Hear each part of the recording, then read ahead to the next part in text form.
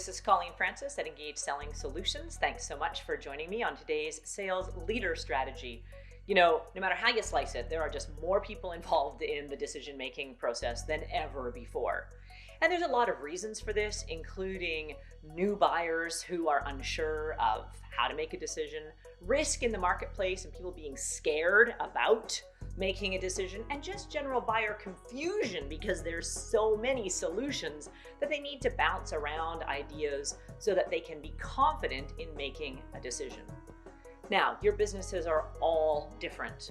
Some of you might find that there's as many as 12 or 15 people in the buying cycle, and some of you it might be closer to 3 or 4. But I can guarantee you that for those of you in the business-to-business marketplace, which is what we do here at Engage, it's more than one. So think about your own business here, and let's talk about who needs to be engaged. I look at this as 3 categories of people. We have buyers. There are those people who have the ability to say yes or no. And they might be a technical buyer, they might be a financial buyer, but there could be 1 or 2 people in the organization who are the people who have true yes-no ability. Then we have stakeholders. These are the people who are affected by the decision. They might be rolling out your solution, they might be using the solution, they might be impacted by the solution, but you know, there's a lot of them, and they can have a direct influence on whether your buyers say yes or no.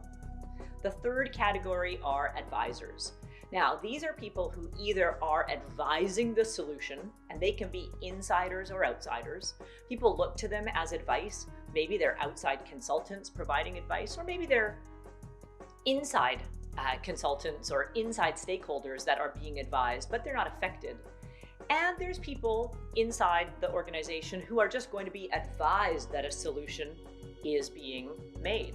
And they may or may not have influence. But we need to engage all 3 of those categories of people in order to build the most well-rounded solution and in order to ensure that a decision is made in our favor.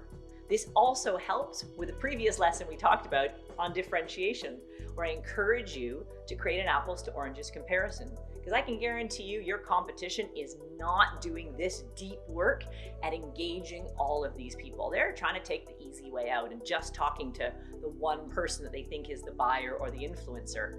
So by engaging all 3 categories, you stand out in the sales process. You create differentiation, a bigger solution, more value, and win more business. We talk about this extensively in my brand new book, Right on the Money, in the chapter on critical mass influence. I look forward to you reading it, providing some valuable feedback to me, and staying in touch. Thanks so much for being here. I look forward to having you as part of our community and encourage you to join us on LinkedIn, Facebook, Twitter, YouTube, and of course, stay engaged in conversations just like this at engageselling.com.